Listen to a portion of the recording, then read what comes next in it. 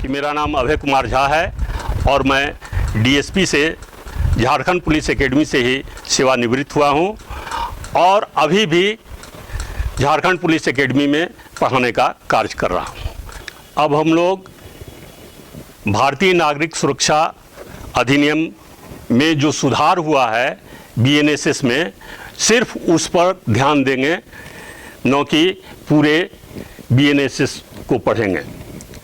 तो यदि हम प्रथम अध्याय की बात करें, जो प्रारंभिक अध्याय है, तो प्रथम अध्याय में पूर्व में भी 1 से लेकर 5 तक धाराएं थी। अभी भी वर्तमान में भी इस अध्याय में 1 से लेकर 5 तक धाराएं हैं। धारा 1 में पहले भी इसका क्या नाम है और यह कहां कहां लागू है और कब से लागू है, यह अंकित किया गया था।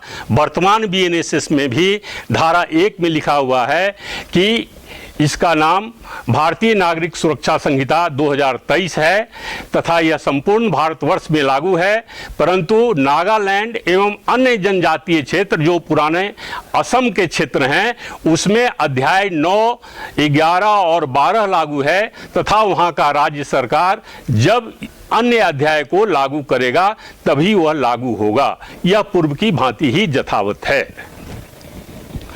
धारा 2 जिसमें परिभाषा दिया गया था, पूर्व के सीआरपीसी में धारा 2 में कुल 25 पदों को परिभाषित किया गया था, लेकिन वर्तमान बीएनएसएस में 26 पदों को परिभाषित किया गया है। पूर्व के परिभाषित 4 पद यथा 2F में भारत को परिभाषित किया गया था, 2K में महानगर क्षेत्र को परिभाषित किया गया था, 2Q में प्लीडर को परिभाषित किया गया था तथा 2T में विहित को परिभाषित किया गया था। उसे अब नए बीएनएसएस में हटा दिया गया है तथा नया संहिता में 5 पद यथा ऑडियो वीडियो इलेक्ट्रॉनिक मीन्स, जमानत, जमानत पत्र, बंध पत्र तथा इलेक्ट्रॉनिक कम्युनिकेशन को जोड़ा गया है और शेष जो पद थे उनके क्रम में सिर्फ बदला हुआ है, उनका परिभाषा यथावत है। जो नए बीएनएसएस में परिभाषित किया गया है वो 2A में ऑडियो वीडियो इलेक्ट्रॉनिक मीन्स को परिभाषित किया गया है। तो बताया गया है कि ऑडियो वीडियो इलेक्ट्रॉनिक मीन्स के अंतर्गत ऐसे इलेक्ट्रॉनिक साधन आते हैं जिनका उपयोग वीडियो कॉन्फ्रेंसिंग के लिए, पहचान के आदेशिका को रिकॉर्ड करने के लिए, तलाशी एवं जब्ती के लिए या अन्य साक्ष्य को इलेक्ट्रॉनिक माध्यम से एक जगह से दूसरे जगह भेजने के लिए प्रयुक्त किया जाता है। साथ ही साथ इसके अंतर्गत अन्य इलेक्ट्रॉनिक साधन भी आ सकते हैं जिन्हें राज्य सरकार नियमों द्वारा उपबंधित करे। उसी तरह बीएनएसएस में धारा 2B नया जोड़ा गया है जिसमें जमानत को परिभाषित किया गया है। न्यायालय या किसी अधिकारी द्वारा जब किसी अभियुक्त या संदिग्ध को विधि के अनुसार अभिरक्षा में लेने के पश्चात कुछ शर्त के साथ मुक्त जब किया जाता है तो उस मुक्त करने की प्रक्रिया को ही जमानत कहते हैं। पहले के सीआरपीसी में जमानत को कहीं भी परिभाषित नहीं किया गया था।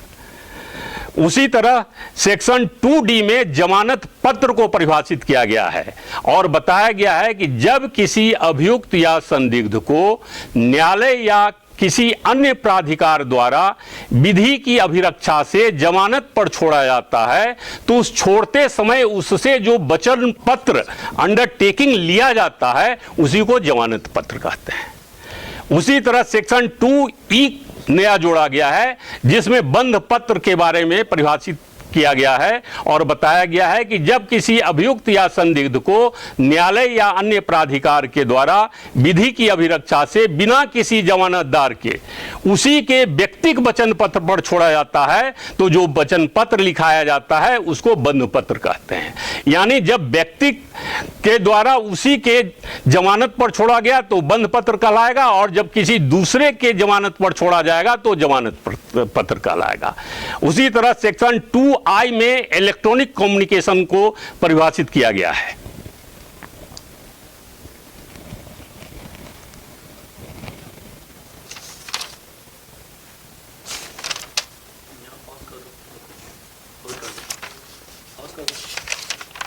से नहीं, रिकॉर्डिंग ऑफ कर दो।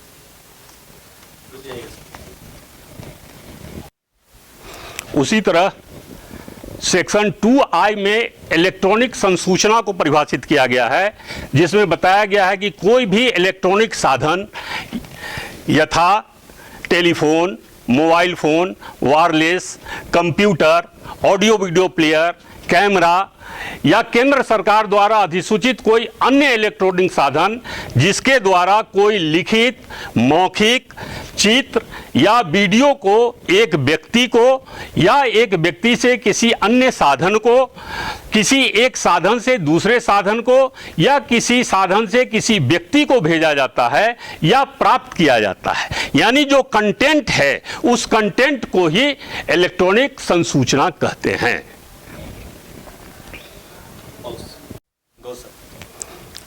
अब हम लोग सेक्शन 2L जो इन्वेस्टिगेशन से संबंधित है उसमें देखेंगे कि उसमें संशोधन करके एक स्पष्टीकरण जोड़ा गया है, जिसमें बताया गया है कि यदि किसी स्पेशल एक्ट का कोई प्रोविज़न BNSS से असंगत हो जाए तो उस स्थिति में जो स्पेशल एक्ट है उस स्पेशल एक्ट का प्रोविज़न मान्य होगा। ये पहले भी अंतर्निहित था, परंतु अब इस बात को स्पष्टतया अंकित कर दिया गया है।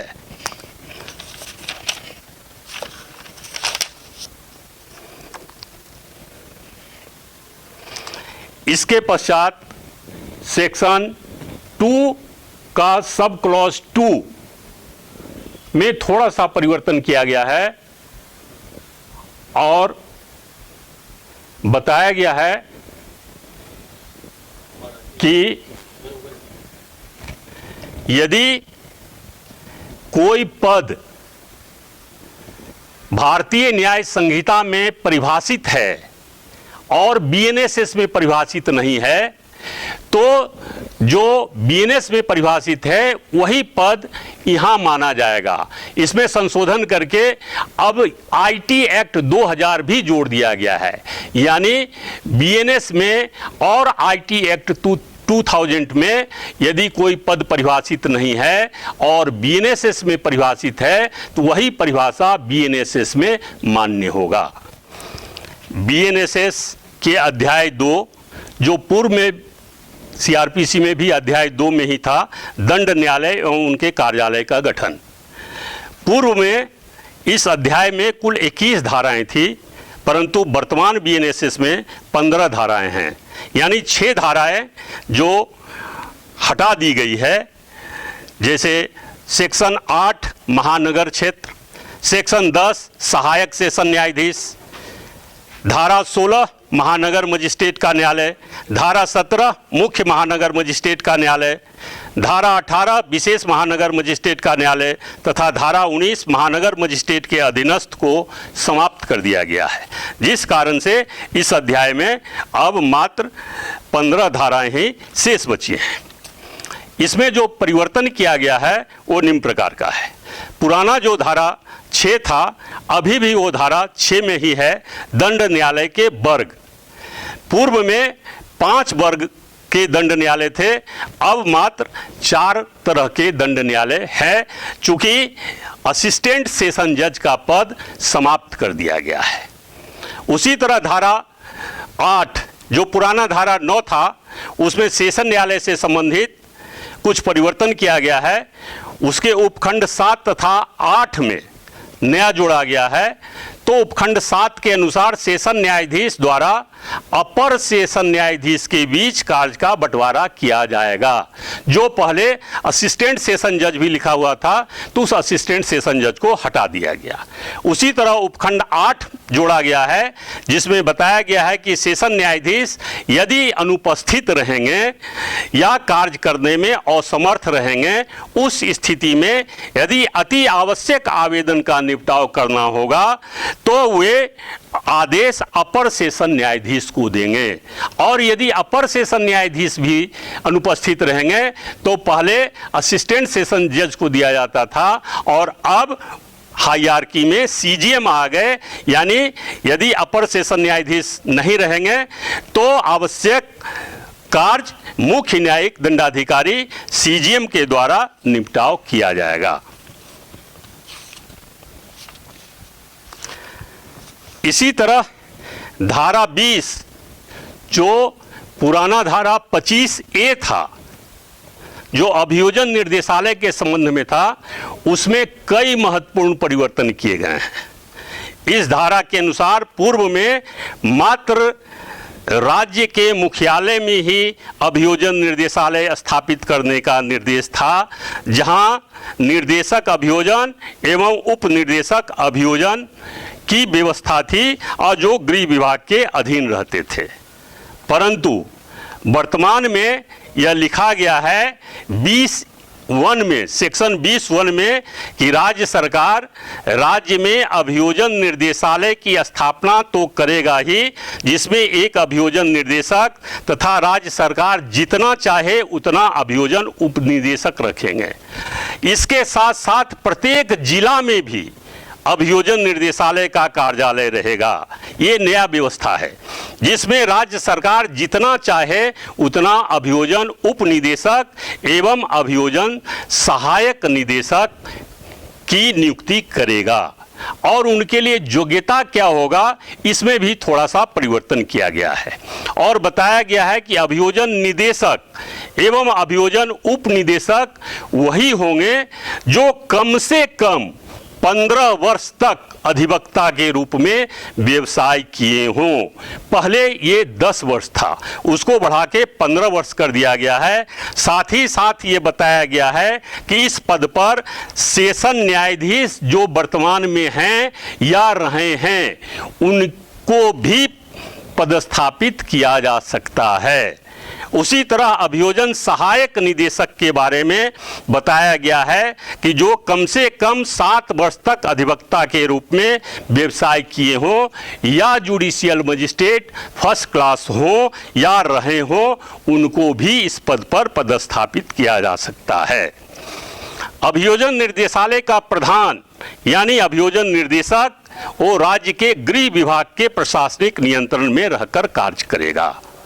अभियोजन उप निदेशक एवं सहायक निदेशक अभियोजन निदेशक के अधीन रहेंगे और उच्च न्यायालय में राज्य सरकार द्वारा जो नियुक्त लोक अभियोजक, अपर लोक अभियोजक तथा विशेष लोक अभियोजक, ये अभियोजन निर्देशक के अधीन रहेंगे।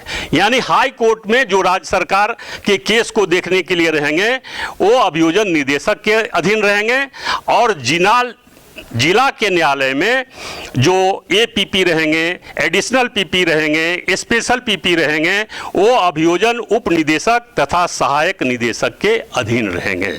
इसी तरह उसके पावर एंड फंक्शन के बारे में भी व्यवस्था की गई है और बताया गया है कि 10 वर्ष या उससे अधिक के दंड से जो दंडनीय अपराध है, वैसे अपराध के मामले का मॉनिटरिंग करना तथा उसके शीघ्र निपटाव की व्यवस्था करना एवं उसमें अपील फाइल करने के लिए राय देना, ये अभियोजन निदेशक का कर्तव्य होगा।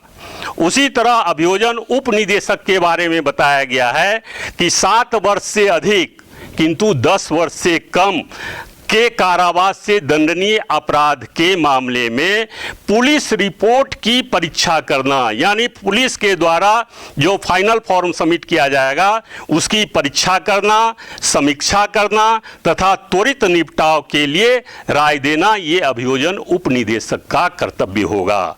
साथ ही साथ बताया गया है कि 7 वर्ष से कम के जो मामले हैं उसी तरह उनके निपटाव की व्यवस्था करना, उनकी समीक्षा करना अभियोजन सहायक निदेशक का कार्य होगा।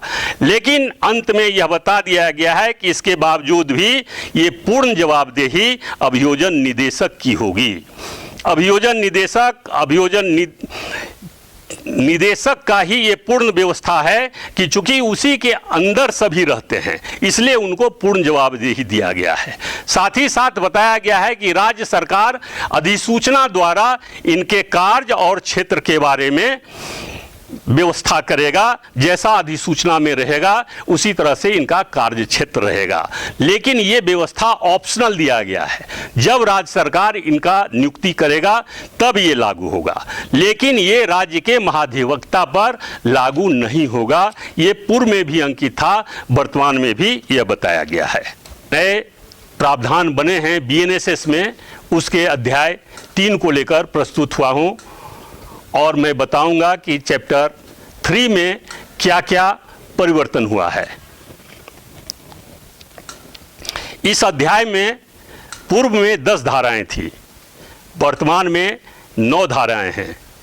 जो पूर्व के सेक्शन 27 में किशोर के मामले से संबंधित अधिकारिता के संबंध में लिखा गया था, उस धारा को समाप्त कर दिया गया, इसलिए इसमें एक धारा अब कम हो गया है। जो इसमें परिवर्तन हुए हैं वो महत्वपूर्ण परिवर्तन निम्न प्रकार से हैं।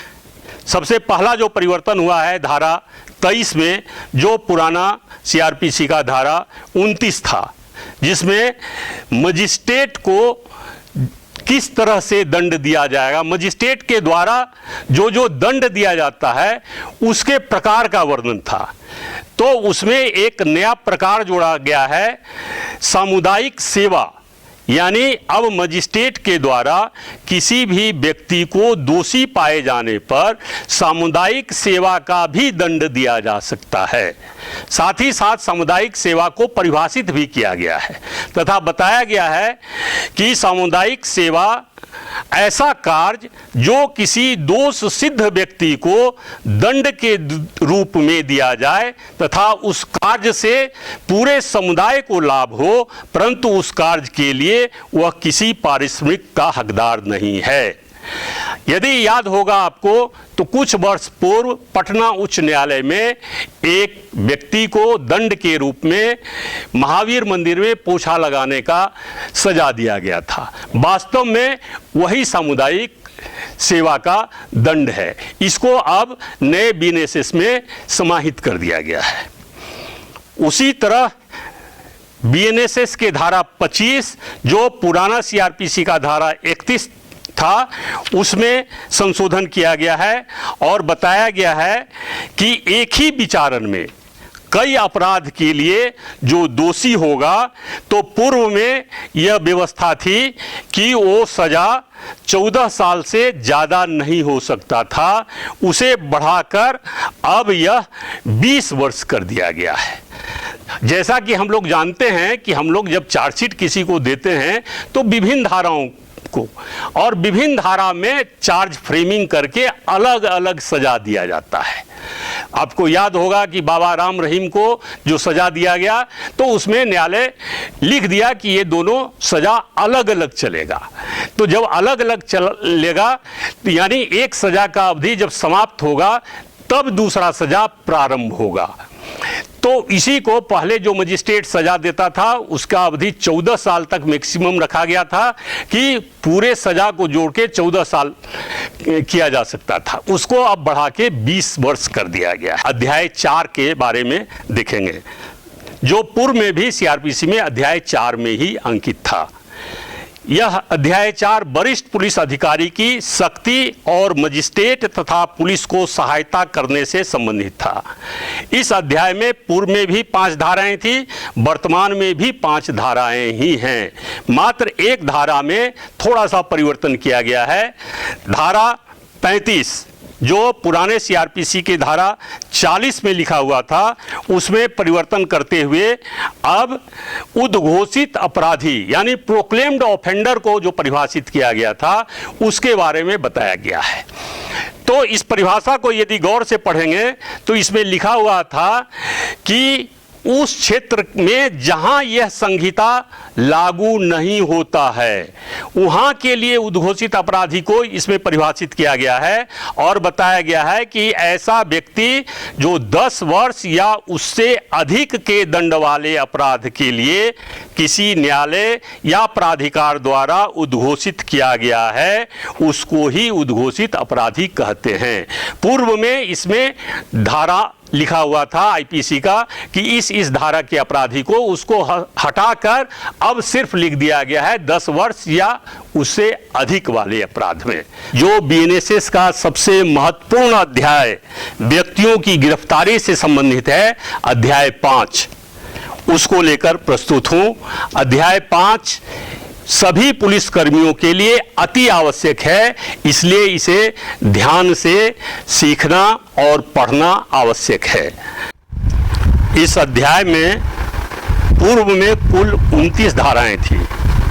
अभी के बीएनएसएस में एक धारा घट के 28 धाराएं शेष हैं। एक धारा जो 41A के रूप में था उसको 35(3) के रूप में समाहित कर दिया गया है।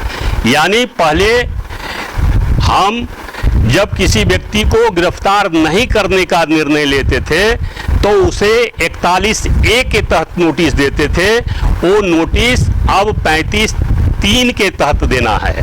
साथ ही साथ इसमें यह भी परिवर्तन किया गया है कि जो नोटिस का प्रारूप है वो अब बीएनएसएस के शेड्यूल 2 के फॉर्म 1 में दिया गया है। यानी अब आपको नोटिस मनमाने ढंग से नहीं देना है, बल्कि बीएनएसएस के शेड्यूल 2 के जो 1 नंबर फॉर्म है उसी फॉर्म में आपको नोटिस देना है। दूसरा जो परिवर्तन किया गया है वह परिवर्तन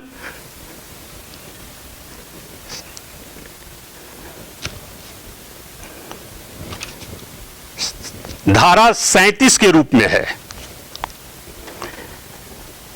धारा 37 में पहले जो सेक्शन था वो 41C था, अब उसको धारा 37 के रूप में समाहित किया गया है। और याद होगा कि धारा 41C में लिखा हुआ था कि हर एक जिला में एक पुलिस नियंत्रण कक्ष होगा तथा राज्य में भी पुलिस नियंत्रण कक्ष होगा। तो पहला इसमें परिवर्तन किया गया कि इस धारा का जो शीर्षक था वो बदल के अब पदाभिहित पुलिस अधिकारी, डिजिग्नेटेड पुलिस अफसर रख दिया गया है। और जिला एवं मुख्यालय के अतिरिक्त यह बताया गया है कि हर एक थाना में भी एएसआई एवं उसके ऊपर के रैंक के एक पदाधिकारी को डिजिग्नेट किया जाएगा, चाहे उसको पुलिस अधीक्षक के द्वारा डीओ करके डिजिग्नेट किया जाए या थाना प्रभारी स्वयं उसको डिजिग्नेट कर दे इस काम के लिए। और उसका काम होगा कि उस थाना में जो भी व्यक्ति गिरफ्तार करके आए उस गिरफ्तार व्यक्ति का नाम, पता, किस सेक्शन में गिरफ्तार हुआ है, अपराध का क्या प्रकृति है, वो किसके साथ आरोपित है, सभी विवरणी गिरफ्तारी के तत्काल पश्चात नोटिस बोर्ड पर लगाएगा। यानी उसे अब जब आप स्टेशन डायरी खोलते हैं उसी समय आप नोटिस बोर्ड पर ऊपर में अपने थाना का नाम लिख दें और यह बता दें कि दिनांक इतना इतना तारीख को गिरफ्तार किए गए व्यक्ति की विवरणी, और कॉलम बना के उसका नाम तत्काल लिख दें। और जब डिजिटल मोड आ जाएगा थाना में तो डिजिटल मोड के द्वारा भी प्रदर्शित किया जाएगा। यानी कोई भी पब्लिक यदि चाहता है कि उस थाना में कोई गिरफ्तार हुआ है या नहीं, ताकि वो नोटिस बोर्ड देखकर यह पता लगा ले कि हाँ अमुक व्यक्ति किस धारा में गिरफ्तार किया गया है, कब गिरफ्तार किया गया है, उसको ये जानकारी मिल सके। उसी तरह धारा 40 जो सीआरपीसी का धारा 43 था, प्राइवेट व्यक्ति द्वारा गिरफ्तारी और ऐसे गिरफ्तारी पर प्रक्रिया, उसमें थोड़ा सा चेंज किया गया है। जैसे हम लोग जानते हैं कि धारा 43 सीआरपीसी में कहता था कि कोई भी व्यक्ति जो अजमानतीय और संज्ञेय अपराध किया है तो उसको कोई भी पुलिस पदाधिकारी बिना वारंट गिरफ्तार कर सकता है। और गिरफ्तार करने के पश्चात उसकी जवाबदेही दी गई थी कि वह व्यक्ति को तत्काल निकटतर थाना में या पुलिस पदाधिकारी के पास उपस्थापित करे। अब उसमें थोड़ा सा परिवर्तन करके 6 घंटा जोड़ दिया गया है। यानी कोई भी प्राइवेट व्यक्ति जब किसी को गिरफ्तार करता है तो 6 घंटा के भीतर ही उसको निकटवर्ती थाना या पुलिस पदाधिकारी के पास उपस्थापित करना अनिवार्य है।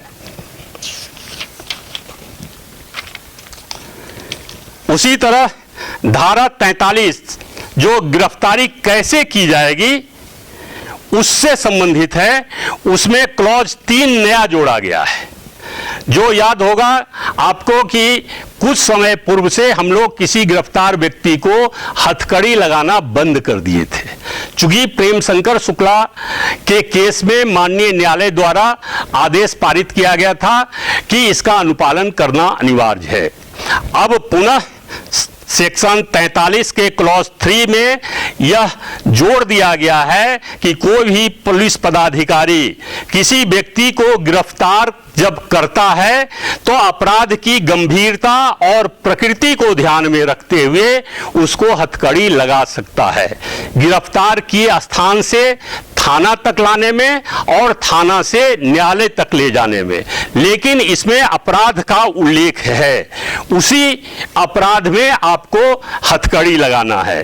तो कहता है कि ऐसा अपराधी जो अभ्यासिक हो या आदतन हो यानी प्रोफेशनल क्रिमिनल हो तो उसको आप हथकड़ी लगा सकते हैं। यदि पहले वो पुलिस के कस्टडी से या किसी जुडिशियल कस्टडी से भागा हो, संगठित अपराध का अपराधी हो, आतंकवादी कृत्य में संलग्न हो, एनडीपीएस का अपराधी हो, आर्म्स एक्ट का अपराधी हो, हत्या का अपराधी हो, रेप का अपराधी हो, एसिड अटैक का अपराधी हो, सिक्का और करेंसी नोट का अपराधी हो, या ह्यूमन ट्रैफिकिंग, बच्चों से के विरुद्ध अपराध या राज्य के विरुद्ध अपराध से संबंधित अपराधी हो, तो ऐसे अपराधी को आप हथकड़ी लगा सकते हैं।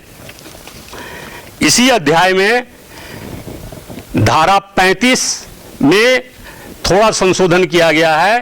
धारा 35 जो सभी पुलिस पदाधिकारी को याद होगा, सिसिप्सो डेरा के नाम से हम लोग याद करते हैं, जिसमें 7 वर्ष से कम के अपराध को यदि वो 5 कंडीशन के अंतर्गत आता है तब उसको गिरफ्तार करने का प्रावधान था। यानी कि वह ऐसा व्यक्ति है जिसको गिरफ्तार करना अनुसंधान के लिए आवश्यक हो, यानी उसके बिना गिरफ्तारी पर अनुसंधान आगे ही नहीं बढ़ सकता है, तो ऐसे व्यक्ति को 7 साल से कम सजा वाले में भी पुलिस गिरफ्तार कर सकता था। दूसरा कंडीशन था कि जो पुनः उसी तरह का अपराध करने की संभावना हो तो ऐसे व्यक्ति को गिरफ्तार किया जा सकता है। तीसरा कंडीशन था कि यदि वो किसी एविडेंस से छेड़छाड़ करने की संभावना हो। नेक्स्ट था कि वो गवाह को डरा धमका रहा हो, और अंत में था कि वो ऐसे जगह भाग जाने की संभावना हो जहां से उसको गिरफ्तार करना मुश्किल हो जाए। तो ऐसे अपराधी को 7 साल से कम सजा वाले में भी पुलिस द्वारा गिरफ्तार किया जा सकता था। तो उसमें थोड़ा सा परिवर्तन करते हुए धारा